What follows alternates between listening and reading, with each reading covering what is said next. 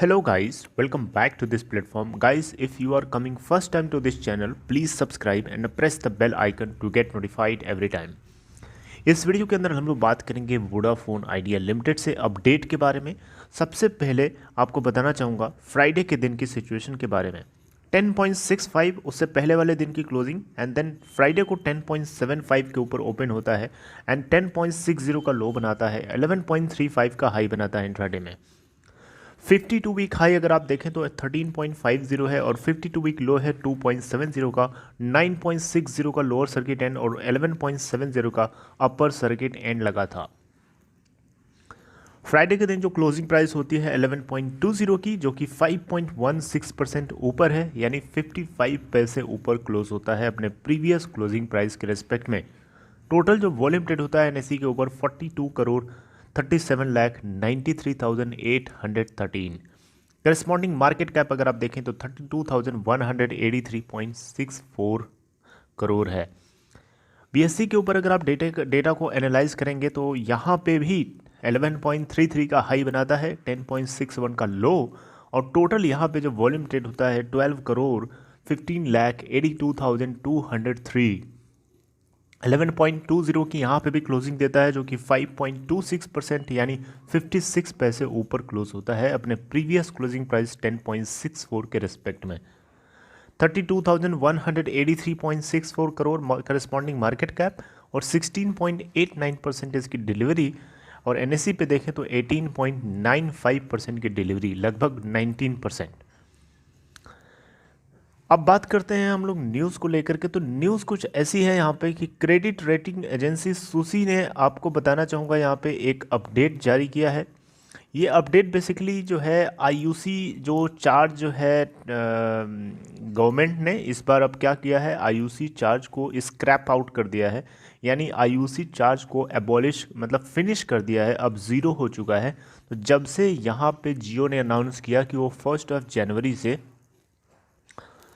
Outgoing call उसके network से अगर किसी दूसरे नेटवर्क पे कॉल करी जाती है तो उसके लिए उसको किसी भी तरीके का चार्ज नहीं देना पड़ेगा, यानी आईयूसी चार्ज ज़ीरो है। तो इस बार unlimited free of cost calling कर सकते हो चाहे जितना। जब से जियो ने अनाउंस किया उसके बाद से वोडाफोन आइडिया एयरटेल सबके अपने अपने तरीके से रिएक्शंस थे। तो यहाँ पे सबके रिएक्शंस को ऑब्जर्व करने के बाद सुसी ने, यहाँ पे क्रेडिट रेटिंग एजेंसी सुसी ने एक बार फिर से एक आर्टिकल पब्लिश किया है जिसके अंदर वोडाफोन आइडिया से जुड़ी हुई कुछ अच्छी बातें लिखी हैं।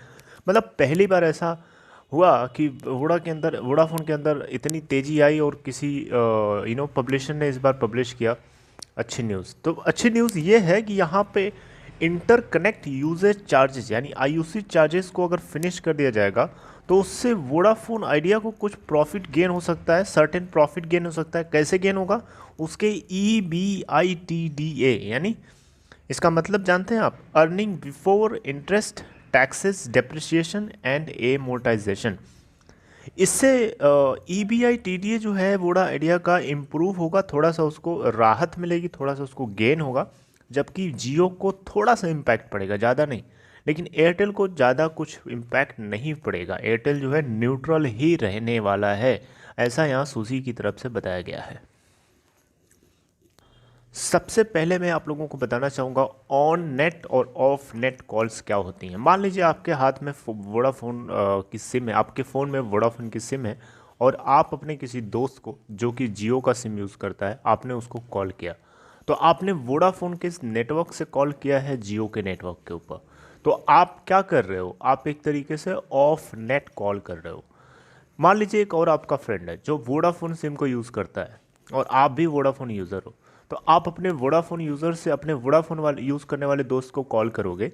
इस केस में आपने क्या किया, वोडाफोन नेटवर्क को यूज़ किया वोडाफोन नेटवर्क के ऊपर कॉल करने के लिए, तो इसे हम ऑन नेट कॉल बोलते हैं।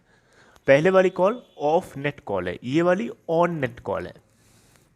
तो ऑन नेट कॉल तो पहले से भी फ्री थी, और वोडाफोन आइडिया के अंदर जो ट्रूली अनलिमिटेड जो पैक्स था उसके अंदर ट्रू अनलिमिटेड कॉल्स प्रोवाइड करी जा रही थी। तो हो क्या रहा था कि वोडाफोन आइडिया के नेटवर्क से जो ज़्यादा से ज़्यादा लोग कॉल करते थे, ऑफ नेट कॉल करते थे।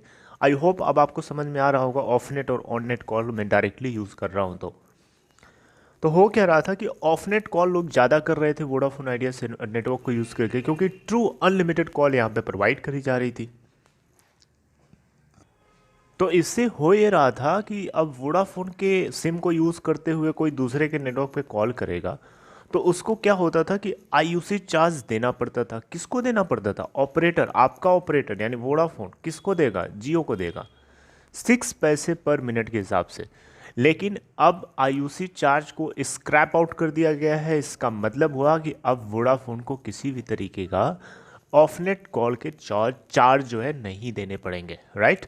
तो अब ये फ्री ऑफ कॉस्ट हो गया, ठीक है। इससे पहले क्या हुआ था, जब जियो ने फ्री किया था कॉल तो उसमें यही चीज़ वहाँ पे भी होती थी कि उसके सिम को यूज़ करके लोग ज़्यादा से ज़्यादा लोग कॉल करते थे अदर नेटवर्क्स के ऊपर, यानी ऑफनेट कॉल फ्री थी, लोग अनलिमिटेड कॉल करते थे। लेकिन उसने फिर क्या किया, उसको कैप कर दिया, ठीक है। तो यहाँ पे अब इस तरीके की कोई झंझट नहीं है। वोडाफोन आइडिया के अंदर ट्रूली अनलिमिटेड कॉल की फैसिलिटी आप यूज़ कर सकते हैं, पहले भी थी और अब भी है। वोडाफोन को थोड़ा सा प्रॉफिट ही होगा, गेन होगा थोड़ा सा जियो को, और न्यूट्रल रहने वाला है इस केस में एयरटेल। तो आईयूसी चार्ज को ज़ीरो बनाने के लिए वोडाफोन आइडिया और एयरटेल की तरफ से किसी भी तरीके की ज़बरदस्ती नहीं करी गई थी। जियो चाहता था कि वो जो है आईयूसी चार्ज को ज़ीरो कर दिया जाए। तो बेसिकली 1 जनवरी 2020 से ये आईयूसी चार्ज ज़ीरो होना था, लेकिन उसको telecom regulatory authority of India ने डिफ़र करके 1 जनवरी 2021 कर दिया था। और अब वो दिन आ चुका है कि आप फ्री ऑफ कॉल का मज़ा उठा सकते हो, राइट। तो ये एक पहली अपडेट थी। दूसरी चीज़ ये है, आप लोगों को एक बताना चाहूँगा, टेलीकॉम से जुड़ी हुई एक बहुत बड़ी अपडेट है जिसको आपको यहाँ पे डिस्क्लोज करूँगा। अपडेट कुछ ऐसी है कि यहाँ पे चाइना के 3 टेलीकॉम जायंट्स थे जिनको न्यूयॉर्क स्टॉक एक्सचेंज से डिलिस्ट कर दिया गया है।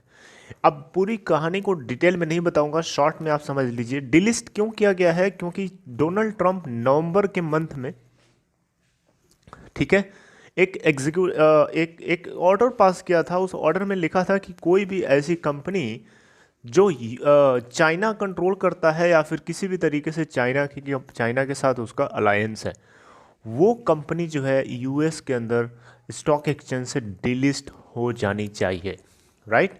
तो इसको फॉलो करते हुए 7 तारीख से 11 तारीख मैक्सिमम, मैं आपको बता रहा हूँ 11 तारीख इज़ द मैक्सिमम डेट। उससे पहले पहले तीनों कंपनीज को डिलिस्ट कर दिया जाएगा न्यूयॉर्क स्टॉक एक्सचेंज से। इसको लेकर के चाइनीज़ गवर्नमेंट ने बहुत ही तिल मिलाने वाले रिएक्शंस को पास ऑन किया है। मतलब चाइना गवर्नमेंट ये बोल रही है कि यूएस गवर्नमेंट ने जो कुछ भी किया है बहुत गलत किया है। इसको लेकर के यूएस के लोगों के अंदर ये डिसीजन जो है यूएस के लोगों को हर्ट करेगा, और उसके अलावा पूरी दुनिया के जो ग्लोबल इन्वेस्टर्स हैं जो उन कंपनीज़ में इन्वेस्ट करके रखे हैं उन सभी का नुकसान होगा। ये अच्छा नहीं किया। तो उनके कहने या ना कहने से कुछ फ़र्क नहीं पड़ता। 11 तारीख is 11 January is the maximum date for delisting.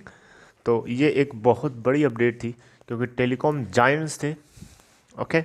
तो अब देखिए, अब हम बात करते हैं वोडाफोन आइडिया के स्टॉक प्राइस को लेकर के। तो मैंने आपको बार बार कहा है कि वोडाफोन आइडिया जो है अपने 30-35 के लेवल को बहुत आसानी से टच करेगा आने वाले कुछ दिनों के अंदर।